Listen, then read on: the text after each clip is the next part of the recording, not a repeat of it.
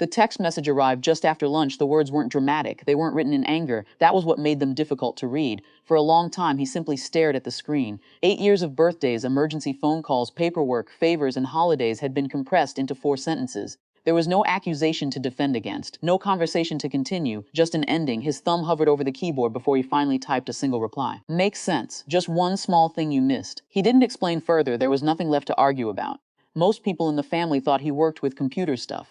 That vague description suited everyone because nobody had ever wanted to know exactly what he did. They only noticed when something needed fixing. Over the years, he'd become the quiet administrator of countless practical responsibilities. Passwords were organized, deadlines were tracked, government notices were answered before anyone else remembered they existed. The largest responsibilities involved the family's tax filing account. His father had once asked for help just this year. 1 year quietly became 8. Every filing reminder, document upload, electronic authorization, and automatic submission flowed through an account connected to credentials he maintained. Everything was transparent and legal, but it depended on someone actually managing it. No one ever called it work. They called it clicking a few buttons.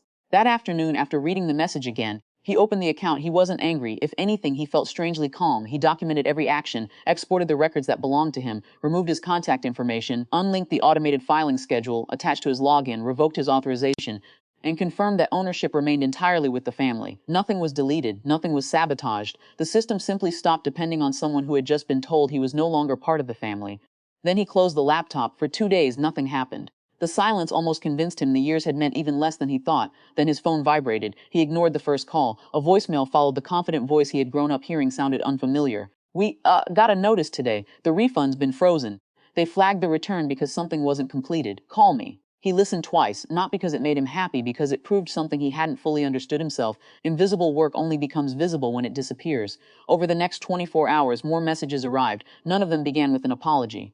They began with questions. What happened? Did something change? Can you log back in? Can you fix it? For years, he would have dropped everything. This time he waited until evening before answering. His response filled barely half a page. I removed my authorization after receiving your message ending our relationship.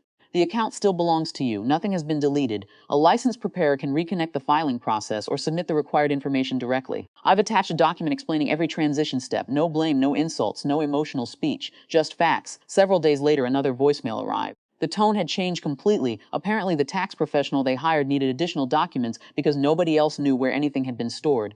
Deadlines had to be extended. The refund remained delayed while missing authorizations were replaced. It wasn't a disaster, just expensive, slow, embarrassing. Exactly the kind of problem careful maintenance prevents. Weeks passed before his father finally called again. This time there was no demand, only a long silence after the greeting. I didn't realize how much you were actually doing. The sentence lingered between them. He had imagined hearing those words for years. Oddly, when they finally came, they didn't repair anything. Recognition and reconciliation were different things.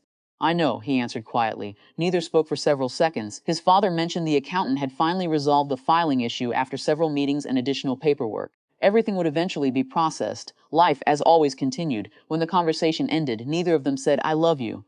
Neither invited the other to visit. Neither pretended everything was fixed. He placed the phone on the table and looked around the apartment that had once felt painfully quiet. Now it simply felt peaceful. Being needed had shaped most of his adult life. Being valued had not. The difference took years to understand. He didn't celebrate. He didn't tell friends the family had learned a lesson. He didn't replay the voicemail searching for satisfaction. There wasn't any, only clarity. Some relationships survive because people choose one another. Others survive because one person keeps carrying responsibilities nobody notices. When that person finally steps away, the silence feels louder than any argument. Months later, the family managed their own paperwork. They hired professionals, learned the systems, and slowly adapted.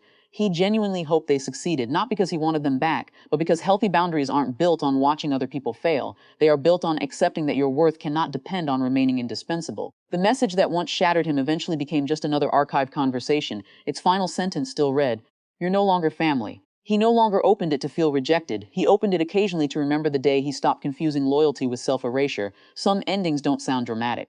Sometimes they arrive as a text message, sometimes they end with government paperwork, and sometimes the quietest decision, to simply stop doing the work no one acknowledged, is the moment a person finally begins living as someone whose dignity no longer requires permission from anyone else.